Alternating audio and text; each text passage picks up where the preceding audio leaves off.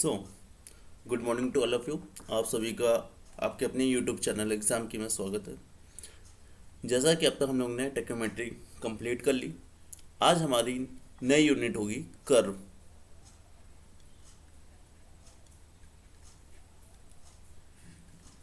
इसी को हिंदी में बोलते हैं वक्र। सो कर्व होता क्या है? जैसा कि हम लोग जानते हैं, जब हमारे दो स्ट्रेट लाइन को हम लोग उसकी डायरेक्शन को अगर चेंज करना होता है, जैसे रेलवे लाइन में, या फिर हम ऐसा बोले सिविल लाइन बिछाने के लिए रोड में, कैनाल में, और या फिर हम ऐसा बोले टनल में, तो इन सभी में अगर हमने दो स्ट्रेट लाइन को किसी भी डायरेक्शन में हमें चेंज करना होता है, तो उसके लिए हम लोग कर्व को यूज़ करते हैं ताकि वो आसानी से अपने डायरेक्शन से चेंज हो जाए, और उसका जो आपका चेंज होता है वो ग्रेजुअल हो, स्मूथ हो, ताकि हमें चेंज होने पे किसी भी प्रकार का जर्क यानी कि झटका ना महसूस हो। तो इसके लिए हम लोग कर्व को प्रोवाइड करते हैं। तो इसको ऐसे लिखते हैं, the initial design the initial design of the curve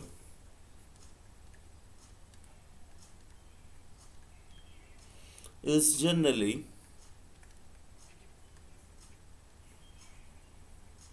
based on a is generally based on a series of connected straight lines. ठीक है, तो ये हमारे कर्व होता है।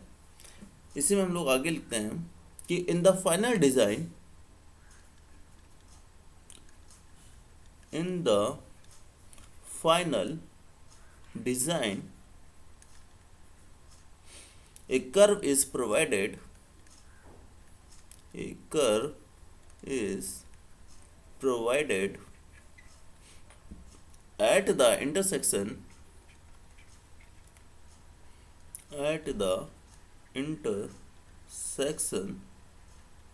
of the straight line of the straight line to provide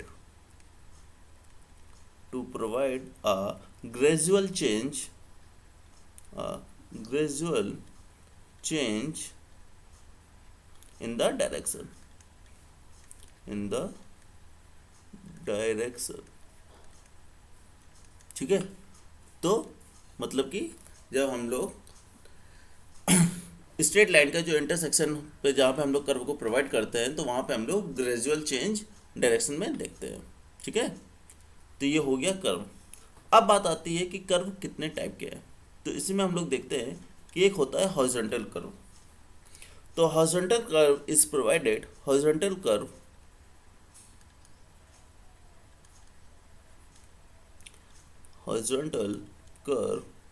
is provided at the point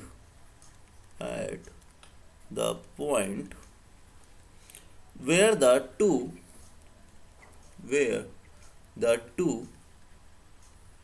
straight lines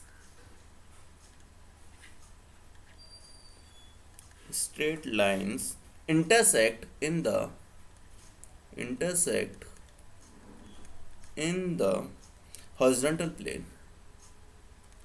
horizontal plane। ठीक है, जैसा कि हम जानते हैं कि हॉरिजॉन्टल कर्व हम लोग उस पॉइंट में प्रोवाइड करते हैं जहाँ पे दो स्ट्रेट लाइन आके आपस में मिलती हैं, और ये हमेशा हॉरिजॉन्टल प्लेन में होती हैं, तो उसको हम लोग हॉरिजॉन्टल कर्व कहते हैं। हॉरिजॉन्टल कर्व का नेचर कैसा होता है? तो हॉरिजॉन्टल कर्व का जो नेचर होता है वो सर्कुलर होता है। तो इसमें ऐसा लिखते हैं, जनरली द horizontal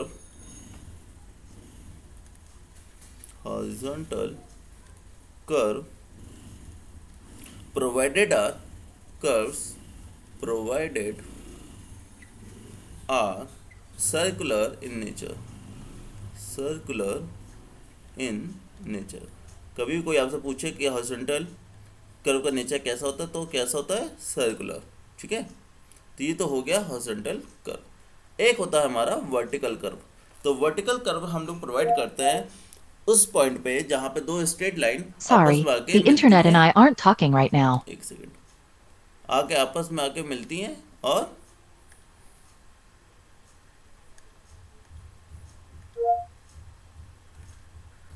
एक second रुकिएगा।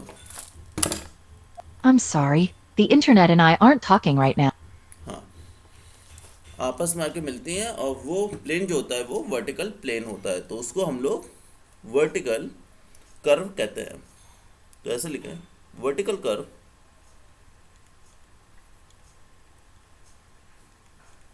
is provided at the point at the at the two straight at the two straight lines at different different gradient at different gradients intersect intersect in the vertical plane, in the vertical plane। तो vertical plane पे जब दो straight lines आपस में मिलती हैं different gradient की, तो वहाँ पे उसको हम लोग वर्टिकल कर्व कहते हैं। अब बात आती है कि वर्टिकल कर्व का नेचर कैसा होता है। तो हम जानते हैं कि जो वर्टिकल कर्व्स होते हैं वो जनरली पैराबोलिक नेचर के होते हैं। तो इसमें लिखते हैं vertical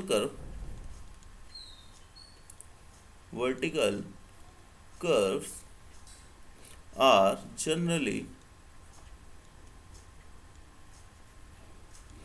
parabolic in nature, parabolic in nature. तो ये तो बात हो गई अपने वर्टिकल और हॉरिजॉन्टल कर्व की। अब इसमें बात करते हैं हम लोग कि इसका क्लासिफिकेशन देखते हैं। हेडिंग डालते हैं, classification of curve according to shape. Classification of curves according to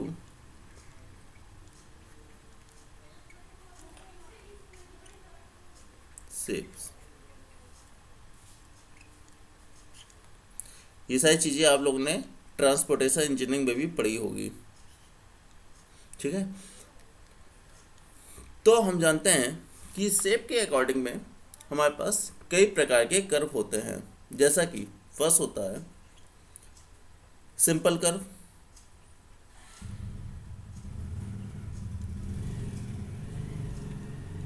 second होता है सर्कुलर कर्व,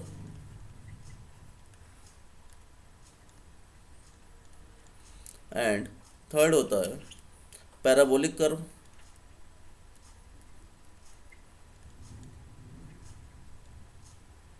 पैराबोलिक कर्व, इसी में सर्कुलर कर्व के भी कई सारे टाइप होते हैं। जैसा कि इसको यहाँ लिखते हैं कि सर्कुलर कर्व के कई सारे टाइप होते हैं। ठीक है, पहला होता है इसमें simple curve,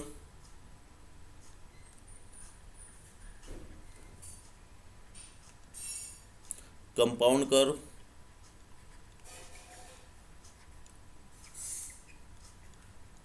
reverse curve, transition curve,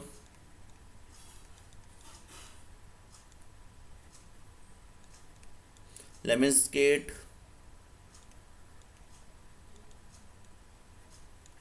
ये सारे टाइप इसमें आते हैं।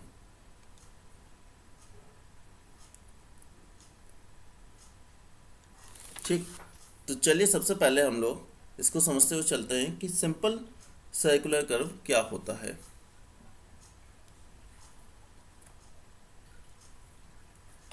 हेडिंग डालते हैं, फर्स्ट सिंपल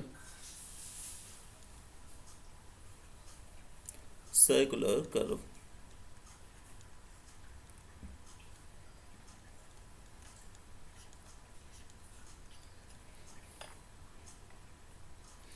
तो जानते हैं कि सिंपल सर्कुलर कर्व ये सर्किल के आर्क को कंसिस्ट करता है। मतलब कि ऐसा समझें कि जब दो सीधी रेखाएं आपस में एक निश्चित रेडियस पर एक चाप बनाती है, एक आर्क बनाती हैं, तो उस आर्क से बनने वाला जो हमारा सर्किल होता है या कर्व होता है, उसी को हम लोग सिंपल सर्कुलर कर्व कहते हैं।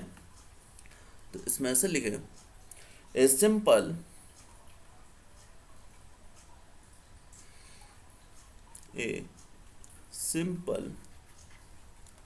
circular curve consists of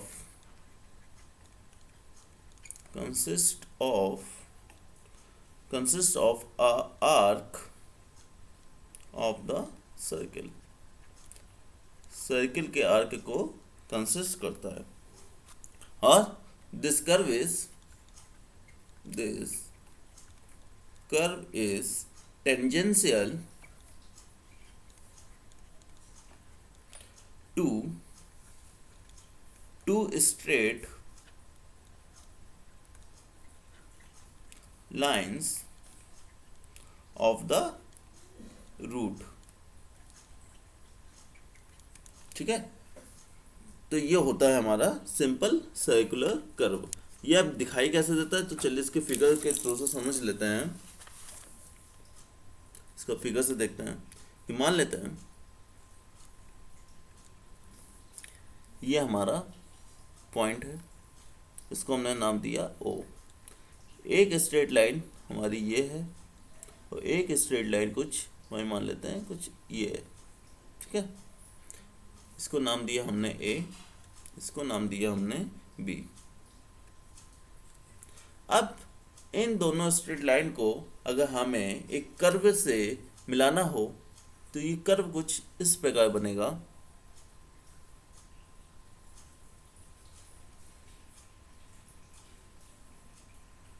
ठीक है,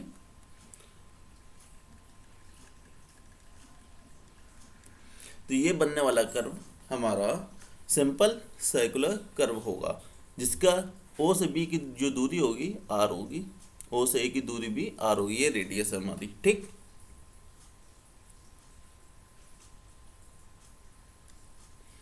और मान लेते हैं कि A से एक टेंजेंट खींचे और एक B से टेंजेंट हम लोग खींचते हैं और ये किसी पॉइंट C पे आके इसको कट करती है। तो इस प्रकार जो बनने वाला हमारा कर्व होता है, इस कर्व को हम लोग सिंपल सर्कुलर कर्व बोलते हैं। चलिए नेक्स्ट पे आते हैं, हमारा कंपाउंड कर्व। सेकंड है कंपाउंड कर्व।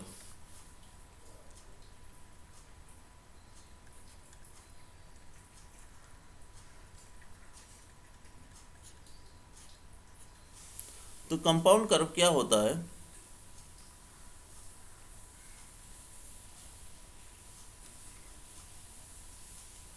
कंपाउंड कर्व, जब हम लोग ऐसे कर्व को बनाते हैं जिसमें दो स्ट्रेट लाइन की अलग अलग रेडियस होती है, तो ऐसे बनने वाले कर्व को हम लोग कंपाउंड कर्व बोलते हैं। जैसा कि फिगर से देखें कि मान लेते हैं एक स्ट्रेट लाइन ये है, जबकि दूसरी कोई स्ट्रेट लाइन ये है। ठीक, ये काम करती है, इस स्ट्रेट लाइन को थोड़ा सा और पास लाते हैं। ठीक, ये अब इससे जो बनने वाला हमारा कर्व होगा वो कुछ इस प्रकार का होगा। ठीक, तो ये बनने वाला जो कर्व है वो इस प्रकार का है। और ये जो स्ट्रेट लाइन है, ये स्ट्रेट लाइन और ये हमारी दो स्ट्रेट लाइन है अलग अलग रेडियस की। ठीक, अब इसकी रेडियस मान लेते हैं R2 और इसकी रेडियस मान लेते हैं R1। ये हमारा सेंटर O हो गया। ठीक, ये हमारी टेंजेंट हो गई जो हमने कर्व से खींची, जो आगे गई। इसको हमने नाम दिया इस पॉइंट को T1, और ये हमारी टेंजेंट हो गई T2 जो ये आगे गई। ठीक, तो इस प्रकार जो बनने वाला हमारा, एक सेकंड, जो ये रेडियस है एक तो यहाँ से मिलेगी, और जब ये हमारा सर्किल है तो इसकी जो रेडियस होगी वो कहीं यहाँ पे मिलेगी, तो ये हो गया O1। ठीक, तो इस प्रकार जो बनने वाला हमारा कर्व होगा वो हमारा कंपाउंड कर्व होता है। तो चलिए इसकी डिफिनेशन लिख लेते हैं। कंपाउंड कर्व की कि ए compound curve consist, a compound curve consists of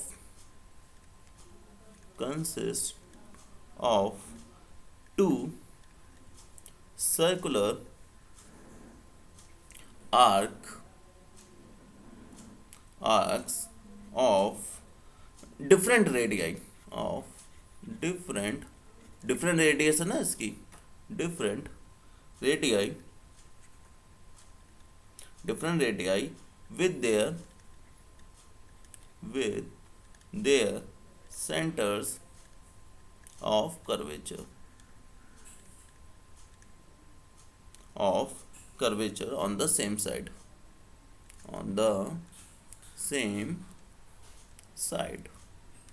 ठीक है, on the same side of the common tangent।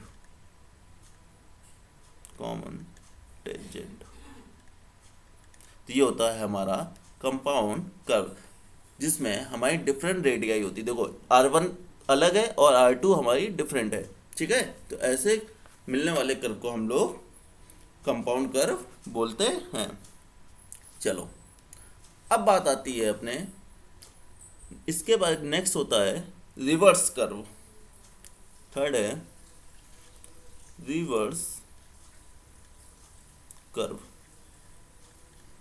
ठीक है, इसी को हिंदी में बोलते हैं उल्टा वक्र। अब ये होता क्या है, तो रिवर्स कर्व में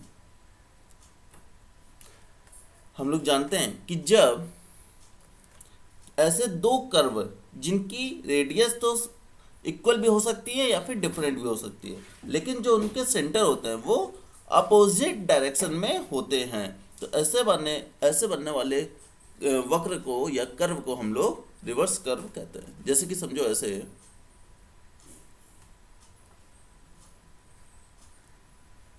ये हमारा, ठीक है, मान लें कि यहां से हमारा एक स्ट्रेट लाइन कुछ इस प्रकार गई है। ठीक है, और कुछ थोड़ी दूर पे हमारी जो स्ट्रेट लाइन है वो कुछ ऐसे आई है। अब इन दोनों रेखाओं को, स्ट्रेट लाइन को अगर हमें वक्र से मिलाना हो तो वो कुछ इस प्रकार से मिलाई जाती हैं।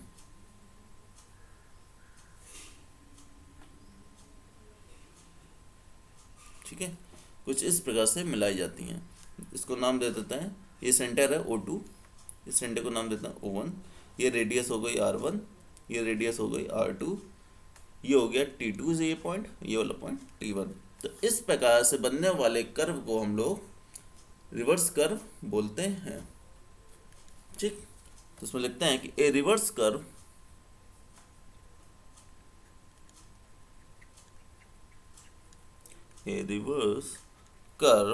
consists of two circular arcs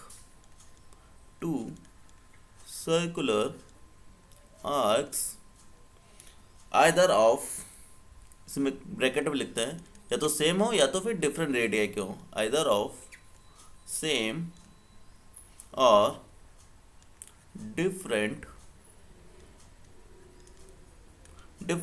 radii, या तो सेम रेडिया के, मतलब R1 R2 या तो इक्वल हो सकते हैं या फिर डिफरेंट हो सकते हैं, with their center of curvature center of curvature on the opposite side of the common tangent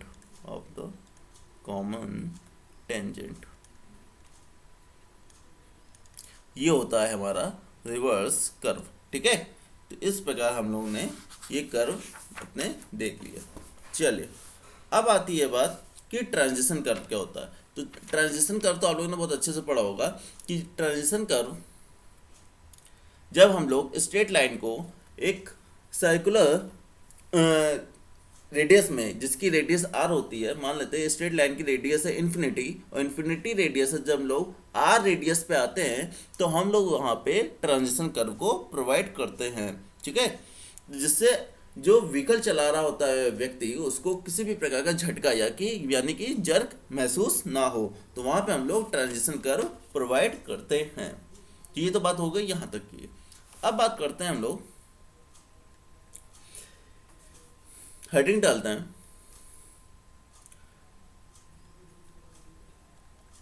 designation of curve.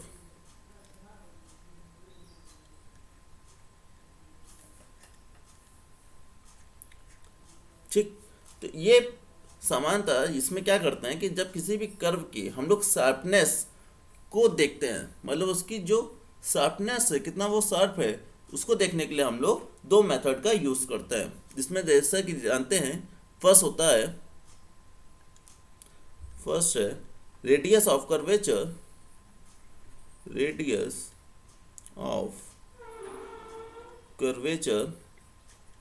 And second है डिग्री ऑफ कर्वेचर।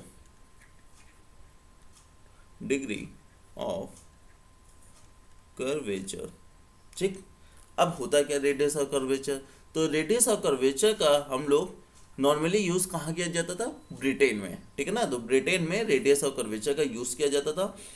इस मेथड में क्या करते थे कि कर्व को हम लोग 60 मीटर यानी कि 60 मीटर कर्व या फिर 90 मीटर कर्व कहते थे, जिसका मतलब होता था कि जो कर्व की रेडियस है वो 60 मीटर होगी या फिर 90 मीटर होगी।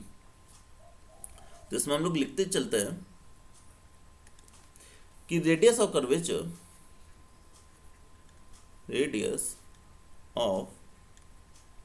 Curvature generally used in UK. ठीक, ब्रिटेन में। ठीक, और इसको हम लोग 60 मीटर या फिर 90 मीटर कहते थे, क्योंकि इसकी जो रेडियस होती थी, रेडियस अगर हम लोग 60 मीटर की लेंगे तो इसको बोलेंगे, क्या बोलते थे, 60 मीटर कर्व। 60 metre curve. अगर हम लोग रेडियस 90 मीटर लेते थे तो इसको हम लोग 90 मीटर कर्व बोलते थे। ठीक है, तो ये तो हो गई इसकी बात।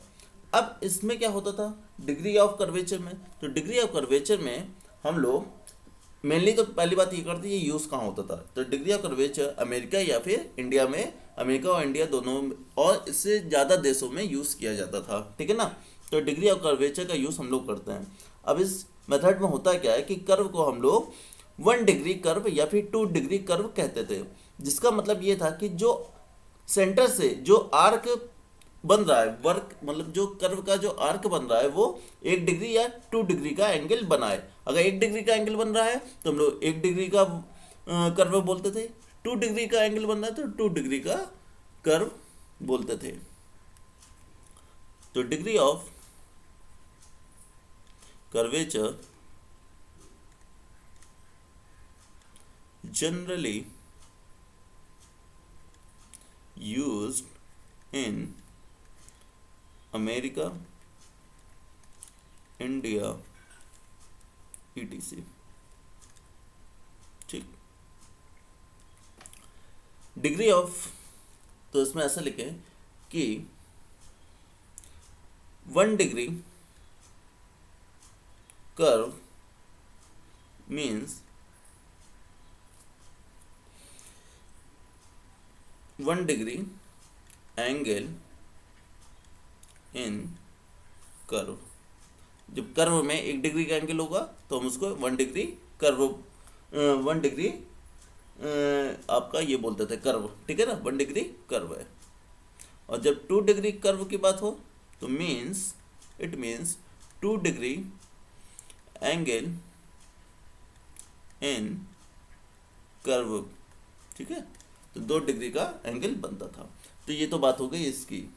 अब बात आती है कि हम लोग कैसे रिलेशन निकालें रेडियस और डिग्री ऑफ कर्वेचर में। तो बात करें कि relation between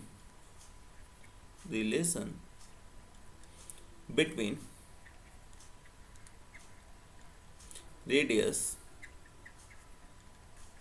and degree of curvature. तो डिग्री ऑफ कर्वेचर और रेडियस के बीच में क्या रिलेशनशिप है वो हम लोग देखते हैं। तो सबसे पहले हम लोग डायग्राम बना लेते हैं कि मानते हैं ये हमारा कोई स्ट्रेट लाइन है और एक स्ट्रेट लाइन ये है, ठीक। अब ये इन दोनों को मिलाने के लिए हमें कर्व का यूज़ करना पड़ेगा। ये मान लेते हैं ये हमारा कर्व हो गया, ठीक।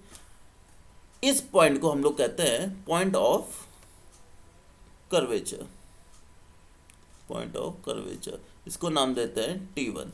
इस पॉइंट जहाँ पे हमारा कर्व खत्म होता है इसको बोलते हैं पॉइंट ऑफ टेंजेंसी। तो इसको PT से लिखते हैं, इसको नाम देते हैं T2, ठीक। अब PC से हम लोग एक टेंजेंट खींचते हैं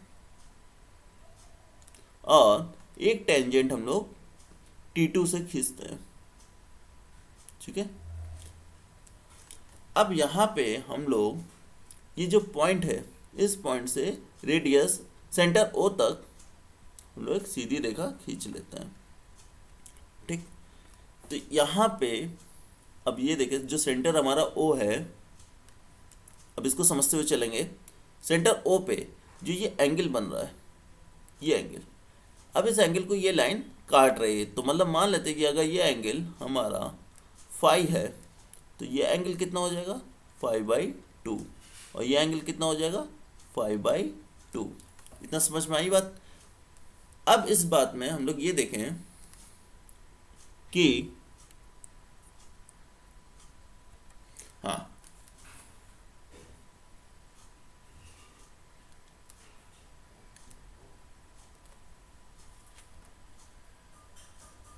एक सेकंड वेट करिए।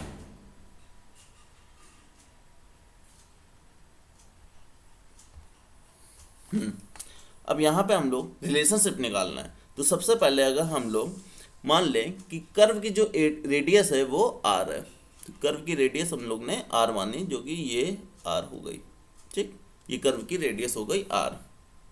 अब इसमें हम लोग एक लॉन्ग कॉर्ड की लंबाई मान लेते हैं। तो ये हो गई हमारी लॉन्ग कॉर्ड T1 से T2, ये जो लाइन जा रही है इसको हम लोग ने लॉन्ग कॉर्ड मानते हैं, ठीक है। तो लॉन्ग कॉर्ड की जो लंबाई है T1 से T2, एक सेकंड वेट करिएगा।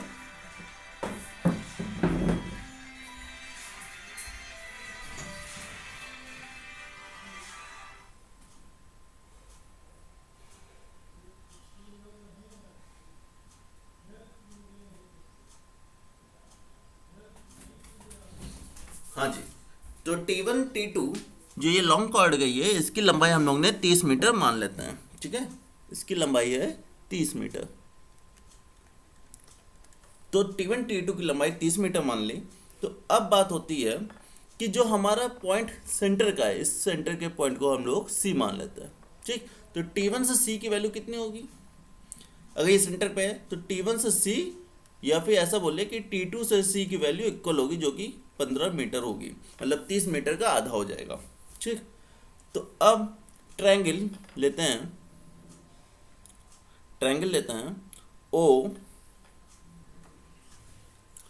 O T1 और सी, ठीक है, ये ट्रायंगल ले लेते हैं ओ T1C।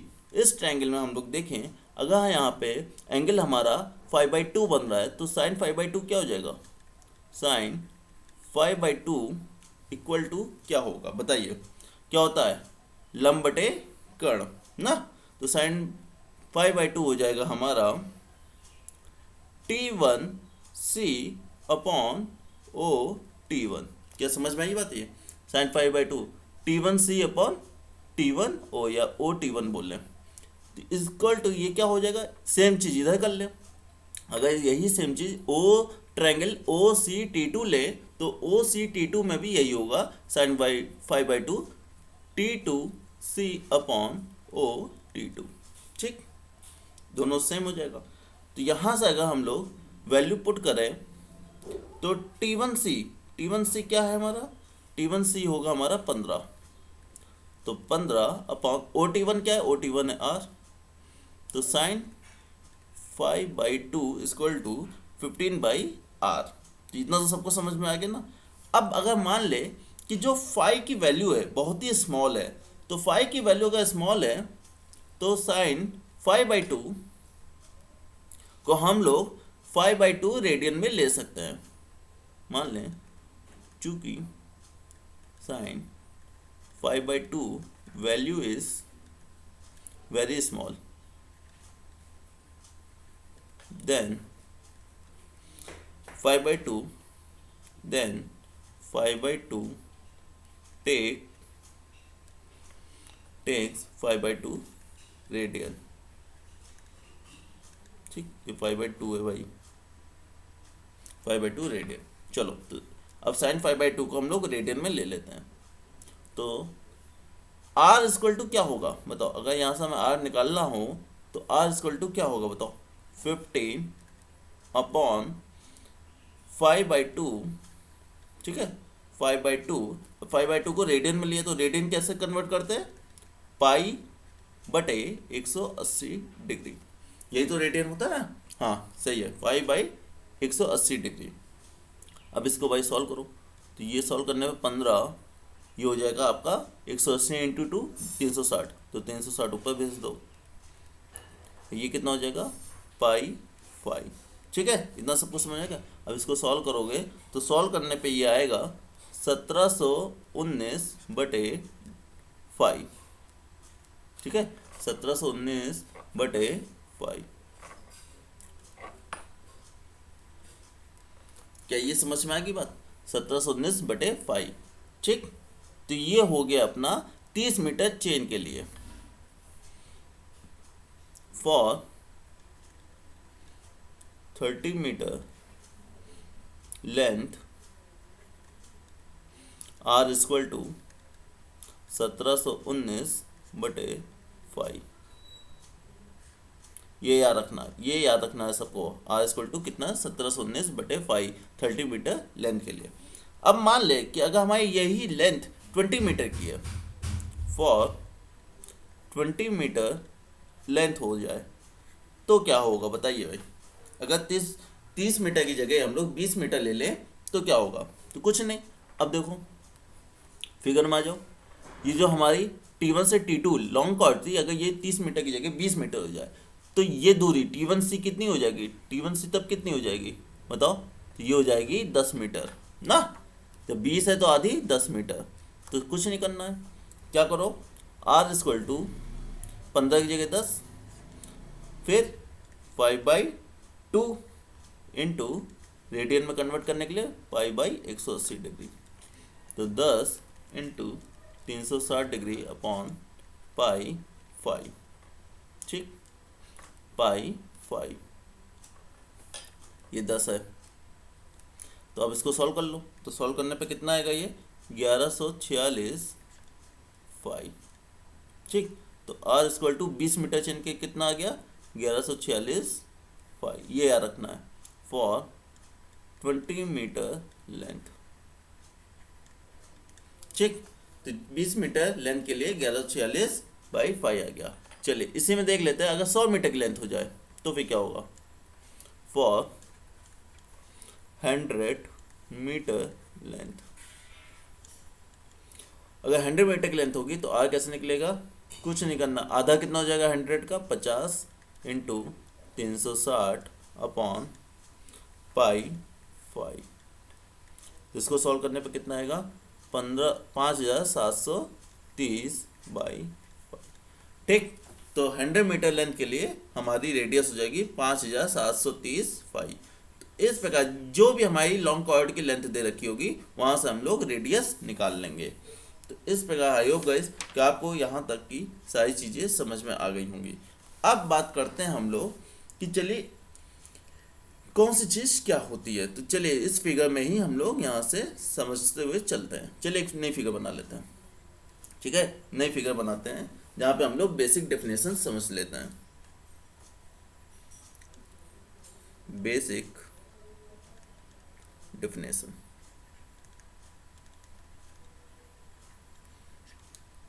बेसिक डेफिनेशन भी समझ लेते हैं। चलिए सबसे पहले एक फिगर बनाते हैं। मानते हैं ये हमारी स्ट्रेट लाइन है, एक स्ट्रेट लाइन कुछ ये है, ये हमारी स्ट्रेट लाइन है। ठीक, अब इसको मिलाने के लिए हम लोग ने कर्व बनाया। ठीक है, ये कर्व बना लिया। अब कर्व बनाने के बाद यहाँ से इस पॉइंट को हमने क्या बोला, पॉइंट ऑफ कर्वेचर पीसी, इसको नाम दिया हम लोग ने T1। ठीक, T1 से हम लोग ने एक टेंजेंट खींची, एक टेंजेंट हम लोग ने T2 से खींची, या ये मिलाती हुई जाएगी, टेंजेंट है ना। ठीक है, थोड़ा सा देख लेना, फिर से बना लेते हैं। एक टेंजेंट हमारी इस पॉइंट से जाएगी। ठीक, इस पॉइंट को क्या नाम दिया, T2, मतलब कि पॉइंट ऑफ टेंजेंसी। ठीक, अब बात आती है कि T1 T2 को मिलाने वाली जो रेखा है इसको हम लोग लॉन्ग कॉर्ड बोलते हैं। ठीक, और सबसे पहले ये समझते हैं इस फिगर से कि किस पॉइंट को हम लोग क्या बोलते हैं। ठीक, तो ये हो गया, इसको मान देते हैं इस पॉइंट को, बीच के पॉइंट को D। ठीक, अब ये हो गई रेडियस R, ये भी रेडियस R है, ये सेंटर है O, सेंटर कर्व का। ठीक, यहाँ से बनने वाला जो एंगल होगा, ये एंगल, इसको हम लोग नाम देते हैं फाई। तो ये एंगल कितना हो जाएगा, 5/2 ना, ये एंगल 5/2। जब ये एंगल फाई है तो ये एंगल भी हमारा फाई होगा। ठीक, इतनी चीज़ समझ में गई। टेंजेंट से और ये स्ट्रेट लाइन तक बनने वाला एंगल 90 डिग्री होगा। ठीक है, टेंजेंट जो है हमारा वहाँ से इस स्ट्रेट लाइन तक 90 डिग्री होगा। इतनी चीज़ समझ में आ गई। तो चलिए अब हम लोग यहाँ से एक एक चीज़ समझते हैं। ठीक, इस पॉइंट को हम लोग नाम देते हैं V, ये पॉइंट है हमारा V। अब जो भी चीज़ हम लोग देखते जाएंगे उसके नाम हम लोग जानते जाएंगे। अब मानते हैं T1 पॉइंट से V पॉइंट तक की जो दूरी होती है इसको हम लोग क्या नाम देते हैं, इसको हम लोग बोलते हैं बैक टेंजेंट। बैक टेंजेंट, ठीक है, ये होता है हमारा बैक टेंजेंट। ठीक है, इसी प्रकार T2 से लेके T2 पॉइंट से लेके V पॉइंट तक की दूरी को हम लोग बोलते हैं फॉरवर्ड टेंजेंट। ठीक है, ये होता है फॉरवर्ड टेंजेंट। ठीक है, तो बैक टेंजेंट क्या है, T1 से V तक की वैल्यू। ठीक है, फॉरवर्ड टेंजेंट क्या है, T2 से V तक की वैल्यू। ठीक, ये बात हो गई। अब आते हैं V, जिसको हम लोग बोलते हैं वर्टेक्स, या फिर इसी को हम लोग बोलते हैं पॉइंट ऑफ इंटरसेक्शन। जहां पे बैक टेंजेंट और फॉरवर्ड टेंजेंट आके एक दूसरे से मिलते हैं, इंटरसेक्ट होते हैं, उस पॉइंट को हम लोग वर्टेक्स या फिर पॉइंट ऑफ इंटरसेक्शन भी बोलते हैं। तो V क्या है हमारा, पॉइंट ऑफ इंटरसेक्शन। एक काम करते हैं, इसको लिखते हुए ही चलते हैं। ठीक है, बैक टेंजेंट, वरना कंफ्यूज हो जाएंगे सब लोग बाद में। बैक टेंजेंट क्या है हमारा, T1 V। ठीक, फॉरवर्ड टेंजेंट क्या है,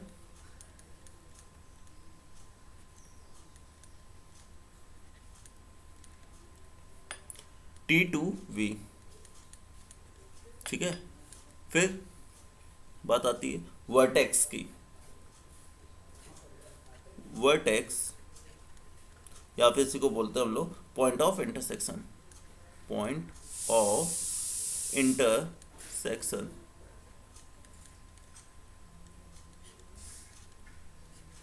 ये क्या है? Point of intersection V point. यहाँ पे बैक टेंजेंट और फॉरवर्ड टेंजेंट आके आपस में एक दूसरे से मिलती है। ठीक, ये हो गया वी। और क्या इसमें देखें, इसमें रह गया अभी इंटरसेक्शन एंगल। ठीक है, इंटरसेक्शन एंगल क्या होता है?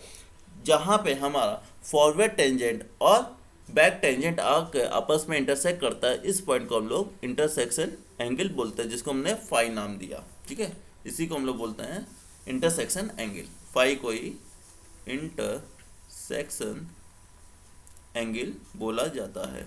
ठीक है, ये हो गया intersection angle. Point of curvature क्या होता है? पॉइंट ऑफ कर्वेचर जहाँ से हम लोग बैक टेंजेंट को स्टार्ट करते हैं, यानी कि T1 पॉइंट। ठीक है, T1 देखो हमने पहले बोला था, ये क्या है? Point of curvature.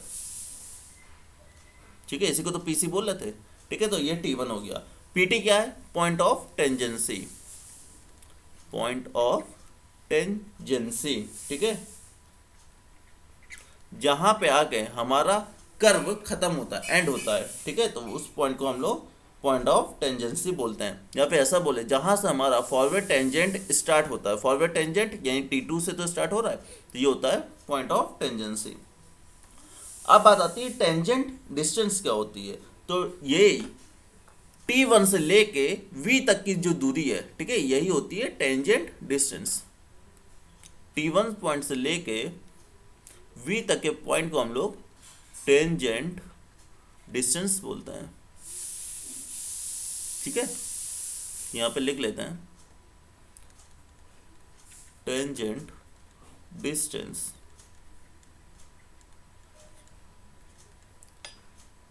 Distance between T1 and V point. ठीक है, तो इसके बीच के डिस्टेंस को हम लोग टेंजेंट डिस्टेंस बोलते हैं। ठीक है, अब बात आती है कि लॉन्ग कॉर्ड क्या है।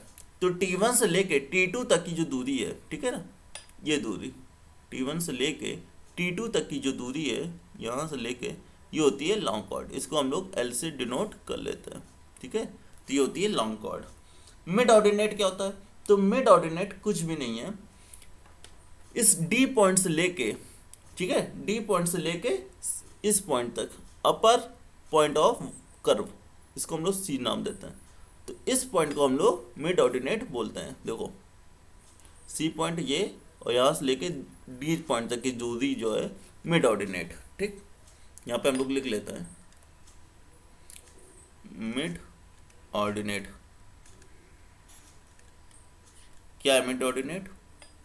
Distance between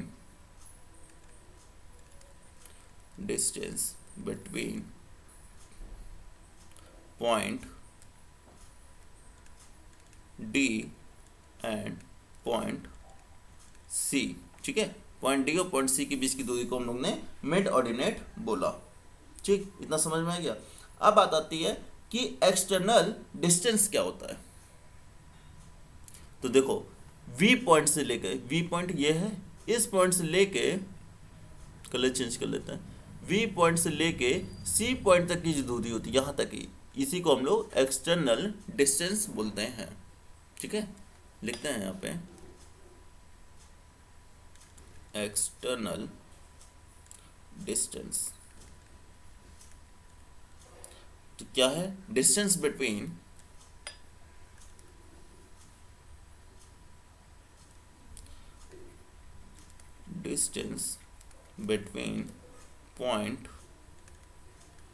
point C and point V। ठीक है, पॉइंट V और पॉइंट C के बीच की दूरी को ही हम लोग ने एक्सटर्नल डिस्टेंस हमने नाम दिया। अब बात आती है राइट हैंड कर्व क्या होता है।